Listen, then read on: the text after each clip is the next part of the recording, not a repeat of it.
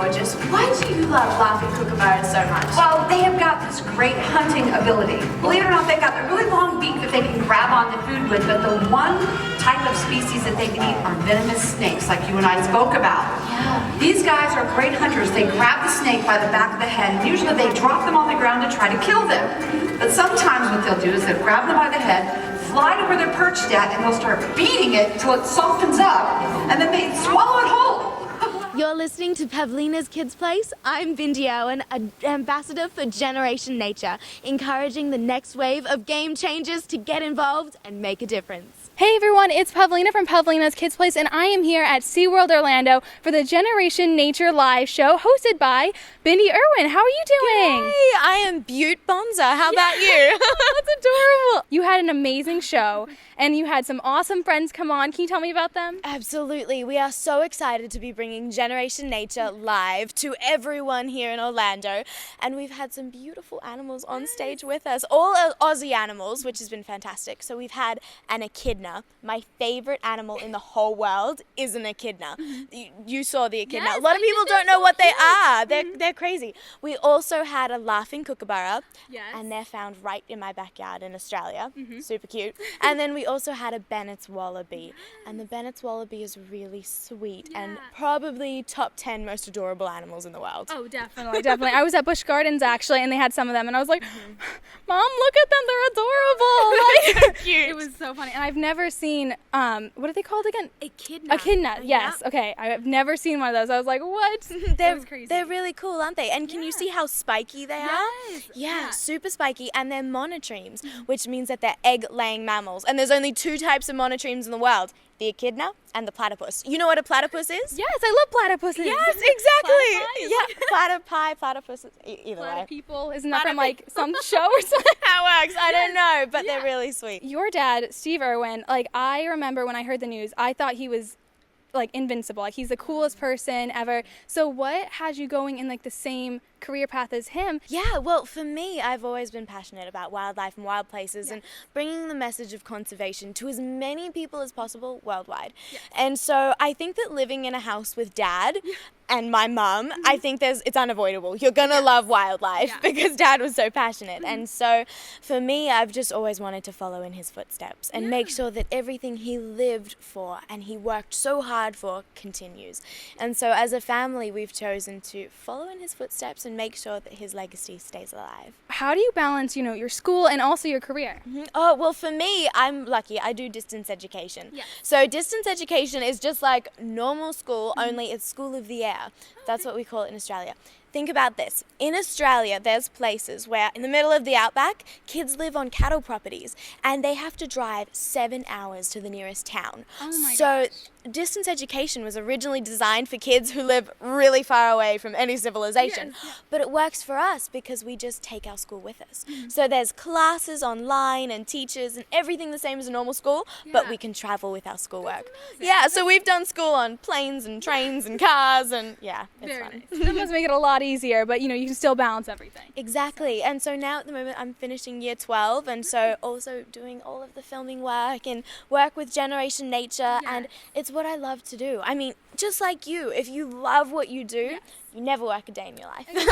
Exactly. You were so cute. Oh my gosh, I like love you. You too, But so you have, you know, your zoo in Australia. So what is like your favorite thing to do there? And you were telling me about Lemur Island. Like I love lemurs. I know. So are lemurs your favorite animals? Yes, I think they're lemurs and llamas. Lemurs and llamas. Llama pajamas, like it's just they're amazing. I don't. So why do you love lemurs and llamas so much? I don't. They're just adorable. Like okay, I interviewed Jack Hanna, and he brought a lemur into our interview and everything. And I practically had a heart attack. I was like, oh my God, it's a lemur. You have a meltdown, don't you? They're just adorable. And it's those animals that you really connect with that want to make you protect them in the wild.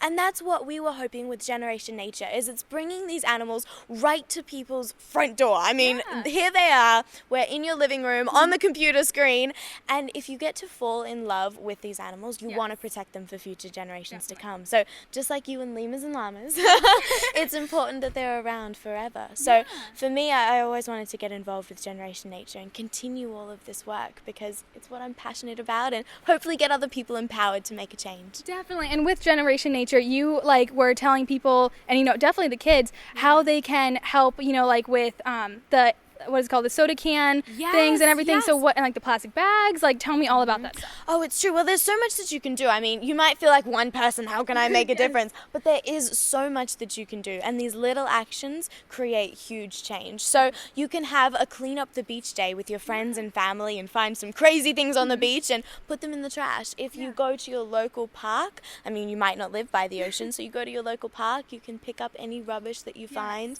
and it makes a huge, huge difference. I mean, think about this. If you're at your local park and you're picking up rubbish, that rubbish, if you hadn't picked it up, could end up in the ocean anyway. Yeah. Because if there's a storm and there's a lot of rain, all that waste could just get washed into a waterway and then into the ocean. Exactly. So it's important to take these little changes. I mean, with our climate change, reducing our carbon footprint, turning off a light when you leave the room, taking shorter showers. I mean, we all love getting in the shower, singing, washing our hair, but if you reduce your time in the shower, you're saving water and energy. So it's really important, and these little things can make a difference. Definitely. And I'm taking an environmental science class at my school, and we're always talking about the carbon footprint and all of that stuff. And I'm in Sea Club, which is basically where we go out and we do beach cleanups and everything, because my backyard's basically the beach. So when we clean all that stuff up, it's crazy everything you can find out there. I know you said you found some crazy stuff. So what are some crazy stuff that you found? I once found a toilet on the beach. How do you do that? Just a random toilet on the beach. What was somebody doing? I'm just going to carry my toilet and put it on the beach? I mean, what? So I know there are some unbelievable things that you find. That was slightly challenging to fit in my garbage bag. So I had to call someone and be like, there's a toilet on the beach. Can you help me? Yes. But it's really random. So it's all about just making the change. And just like what you're doing, I mean, you're inspiring other people around you. So if you want to make a difference, it's doing things for yourself and creating this positive change, but then also taking that information and encouraging others to get involved. Definitely. You're also the ambassador for Seaworld. You're probably the youngest ambassador ever. So what does that mean to you? How is that? Well, being an ambassador for Generation Nature is so important to me because as a kid, I believe in kid empowerment. We're the next voters, we're the next decision makers, and the next generation to be changing the world. So it's encouraging the next generation to get on board and make a difference for themselves and, maybe even change the minds of the adults around them as well. Yes, for definitely. sure. So what are some upcoming things you have going on? I have a lot coming up in this next year, which I'm thrilled about. Hopefully continuing on with all of our filming work because that's always busy and I love it. And I find that filming with television filming and movie filming, it's a great platform to be able to spread my message to an even wider audience. So I'd love to continue with that, finishing year 12 school, taking some community college courses, and just enjoying every moment of the conservation work that I'm doing because that's where my heart lies, is in this conservation work. So it's a lot of work, but it's really special and it's what I love. So hopefully spreading the wildlife message to as many people as I can worldwide. Yeah, well, you're amazing. Thank you so much for talking to me. It's been great to talk to you. Thank you. And we'll see you in Australia. Yes. I'm going to Lemur Island, so...